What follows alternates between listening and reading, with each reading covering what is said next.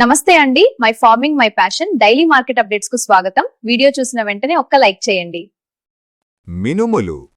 ఈరోజు మినుముల ధరల్లో భారీ పతనం కనిపిస్తోంది.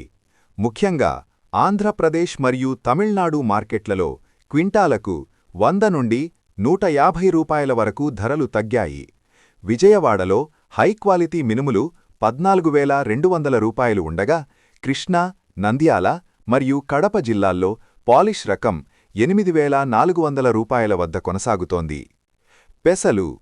పెసల మార్కెట్ మిగతా వాటితో పోలిస్తే కొంత నిలకడగా ఉంది. రాజస్థాన్లోని నాగోర్ మార్కెట్లో క్వాలిటీని బట్టి గరిష్టంగా 9,000 రూపాయల వరకు ధర పలుకుతోంది.